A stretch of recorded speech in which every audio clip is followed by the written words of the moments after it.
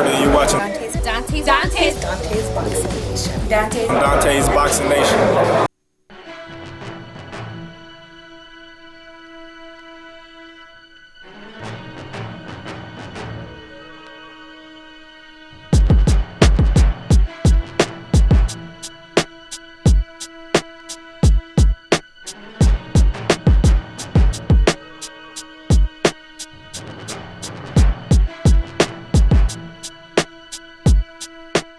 Dante's Boxing Nation, what's going on, guys? Well, I have some good news and some bad news for Terrence Crawford. The good news is he was very dominant in his performance over Hank Lundy. He knocked out Hank Lundy in a fashion that Lundy had never been stopped or knocked out before. No one had ever did that to Hank Lundy. Overall, it was a very impressive performance.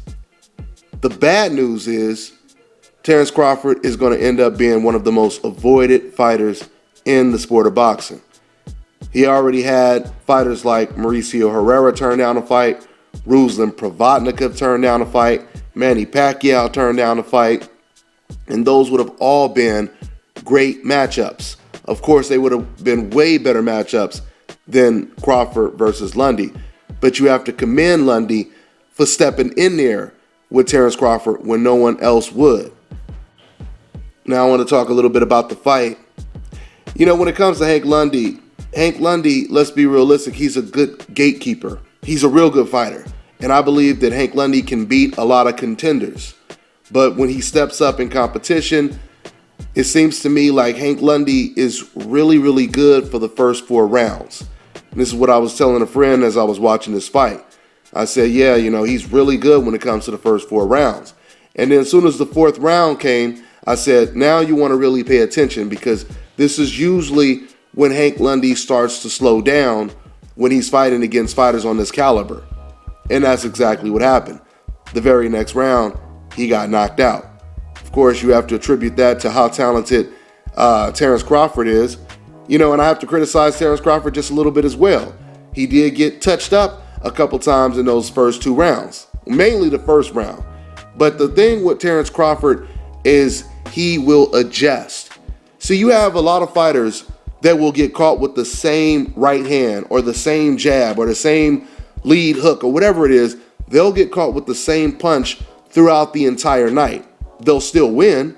They'll still possibly knock their opponent out, but they never really adjust, and they keep getting caught with the same punch over and over. I said this a long time ago. The vast majority of these fighters are operating from the left hemisphere of the brain. You have those very few special fighters that are operating from the right hemisphere of the brain. And right now, Terrence Crawford is one of those fighters that can adjust after a couple of rounds. Something else that I said leading up to this fight when it was first announced, I said, even though Hank Lundy may not be on Terrence Crawford's level, just because his style, it may pose some problems, even if it's just for, you know, the first couple of rounds. And it did. That slick style is a very difficult style to oppose. And we seen that in the first round. But once again, you have to give Crawford a lot of credit because he adjusted. Now let's talk about what's next for Terrence Crawford, or what's possibly next for Terrence Crawford. As you guys have probably heard, Bob Arum has conveyed that he wants to make Terrence Crawford versus Manny Pacquiao. Obviously, that would be Terrence Crawford's chance to transition into a superstar if he were to beat someone like Terrence Crawford. But after Crawford's last couple of performances, I don't think Pacquiao wants any parts of Terrence Crawford. On top of that, Pacquiao might not even beat Tim Bradley in the 3rd fight. Because like I've been telling you guys, right now, Tim Bradley, he has almost more momentum than Manny Pacquiao does. So things are going to be uphill for Terrence Crawford when it comes to people getting in that ring with him. There's only one fighter I know that is willing to get in the ring with him right now and would be a much, much better and competitive fight than the Hank Lundy fight was, and that is Victor Postol. Now, Victor Postol is one of the only fighters that has really been calling out Terrence Crawford, and Terrence Crawford, he's been calling out Victor Postol. Terrence Crawford, he just recently said that he would like to fight Victor Postol next if he can't get Manny Pacquiao next. So he most likely ain't gonna get Manny Pacquiao, that's for sure. That would just be too good to be true. It just really would be. You know, to watch Crawford versus Pacquiao, that fight would be huge. But unfortunately, I don't think it's ever gonna happen. Manny Pacquiao ain't no damn fool. He ain't trying to get in there with a guy who's knocking out all of their opponents with natural power and can switch from righty to lefty.